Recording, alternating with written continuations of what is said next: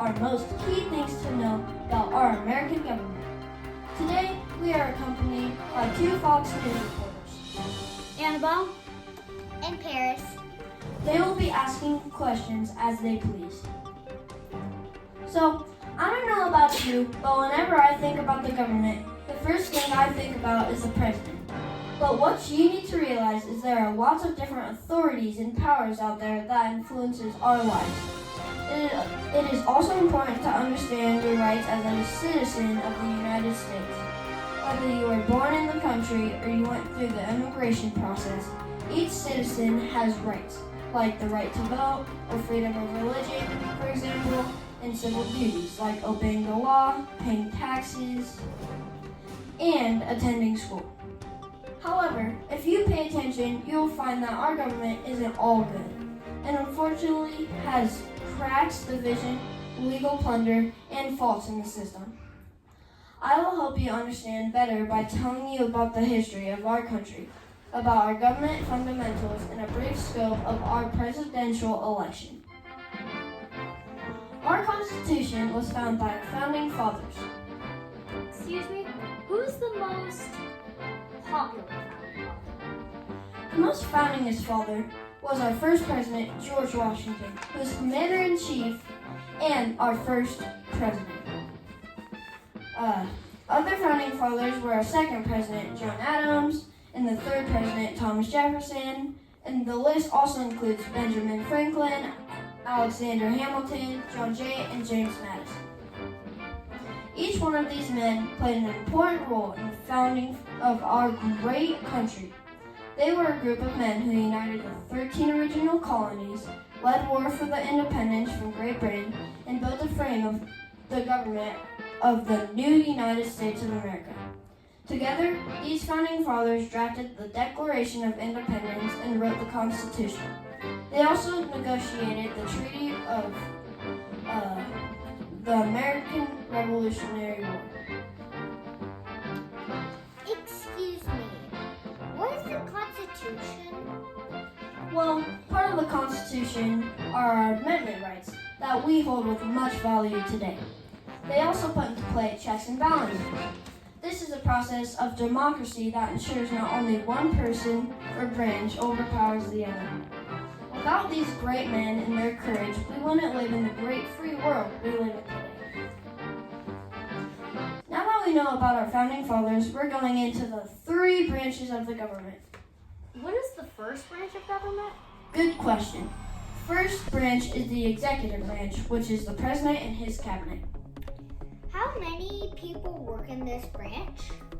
The executive branch employs more than 4 million Americans.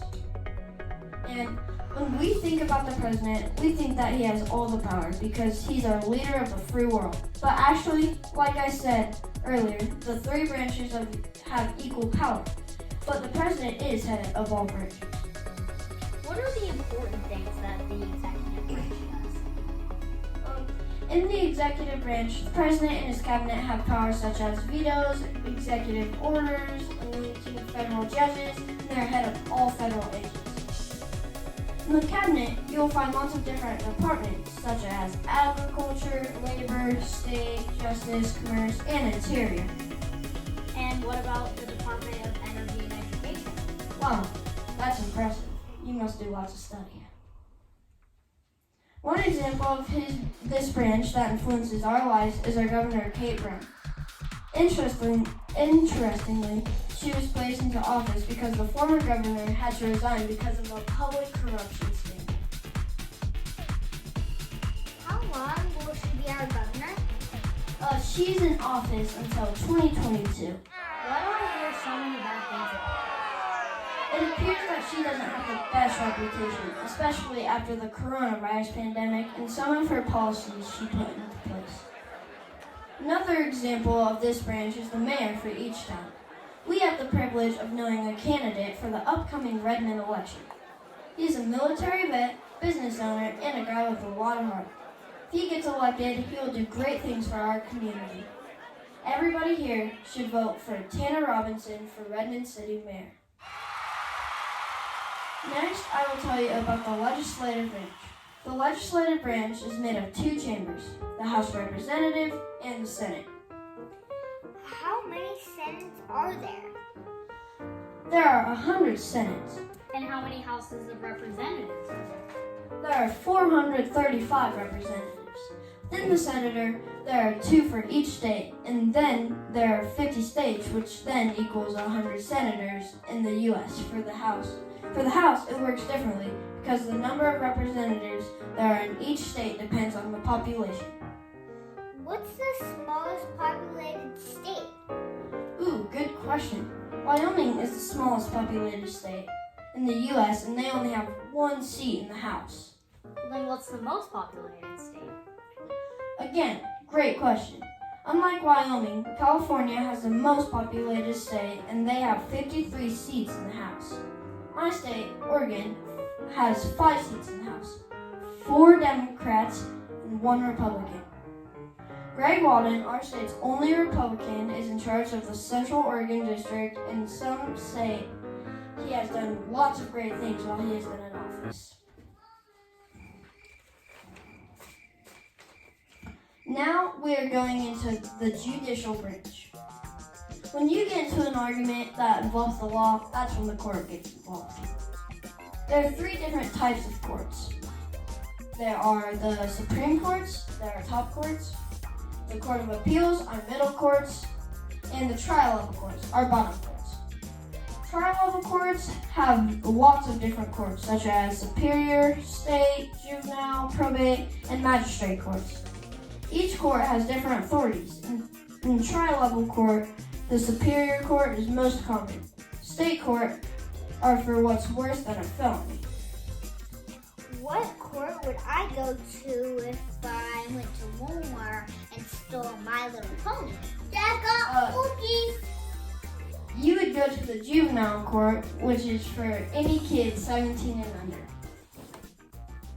An interesting fact is that we have had only 9 Supreme Justices in the last 150 years. But didn't a justice just recently die? Yes, Justice Ruth Ginsburg passed away from cancer recently. She has been a justice since Bill Clinton elected her in 1993. What was she known for? She was a women's rights activist and liberal as she was pro-abortion. Justices are supposed to be nonpartisan, but she identified as a Democrat. Currently, there's a controversy that Donald Trump has already hired 2 new justices while he has been in office. Republicans are urging him to nominate new justices right away, as this could help the Republican Party in these conservative views. Democrats say that this is an abuse of power. Justice can serve for a life, just like Ruth Ginsburg. Now that we know about the branches of the government, we are going to learn about the presidency and the election. Excuse me, what are the requirements for being a president? The candidate must be born a citizen in the USA, must be 35 years or older, and they must have lived in the U.S. for at least 14 years. Big. Let me try it. The candidate let's move on to some terminologies you need to know. Caucus means a meeting of members in the political party to nominate a candidate. Primaries are a process by which voters can indicate that preference for their party's candidate. Okay, so I hear the word pundit a lot right now, especially on the news, but I don't know exactly what it means. Can you elaborate on that? No problem. A pundit is a political expert who promotes their candidate and speaks ill of the other party. An incumbent is the existing president or elected official competing for a second term. And did you know that when you vote for the president, you don't actually vote for the president? Instead, you vote for an electoral college who votes on your behalf. Long ago, it was decided that instead of using the popular votes to nominate the president, they decided to use the electoral votes. Each state has a number of electoral votes based on the state's population. There are a total of 538 electoral votes between all the states. Half of that is 269, so the first president to 270 votes wins.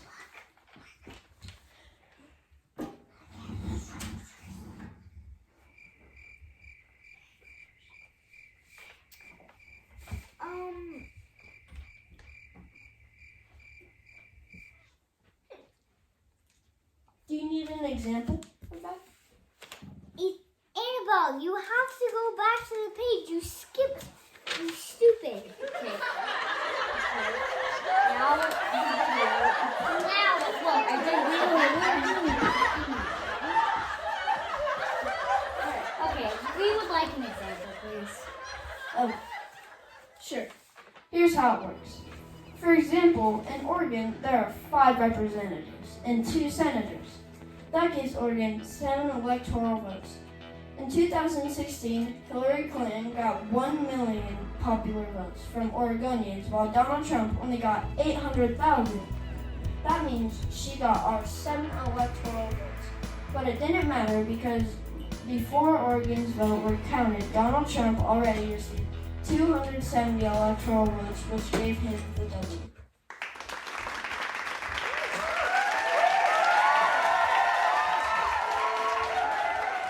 So girls, I have some fun facts for you. Did you know that there are animal symbols for to represent the Republican and Democratic Party? Can you guess what they are? How about you, Paris? Can you guess what the Democratic symbol is? A bird. Nope, it's a donkey, based on President Andrew Jackson during the race. During the race, opponents called him a jackass, and he liked it, so it stuck. Anyway, do you have a guess for the Republican symbol? Lion. Wrong. It's an elephant, based on Abraham Lincoln in the Civil War.